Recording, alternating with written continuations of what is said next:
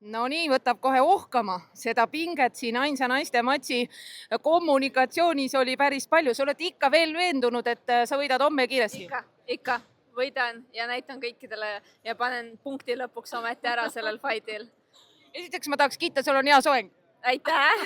Kus sa selle said? Aserbaidžaanis toodi mulle just selleks fightiks. On see pühitsetud ka sellisel juhul? Ikka. Tapetud lammas. Selleks, et ma võidaks. Teil peab piuksu peale loomakaitsjad, ärge pahandage.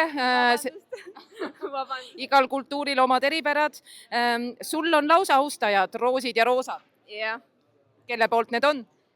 Tüdruku poolt, kes on minu trennist üks lemmikumaid tüdrukuid, kes elab mulle kaasa ja mina elan talle samuti kaasa. Minust noorem, aga väga tubli tüdruk. No vastane oli hästi rahulik ja võttis natukene sõna, et sul on siuke pikk jutt ja võimas jutt, aga vaatame homme ringis, mis sa sellisele rahulikule inimesele ütled? Ma ei ütleks, et ta oleks rahulik, sest siis, kui me tegime face to face, ma esimest korda nägin, kuidas inimene värises. Pole eelnevalt näinud seda tunnet kellegi poolt. Isegi kui ma esimest fighti tegin, mul ei olnud sellist pinget, nagu ma tunnen tema poolt. Seega mentaalselt ma olen juba kindlasti teda ära võitnud. No väga tihti matšid võidetaksegi tegelikult seal ju tagaruumides, on ju? Just.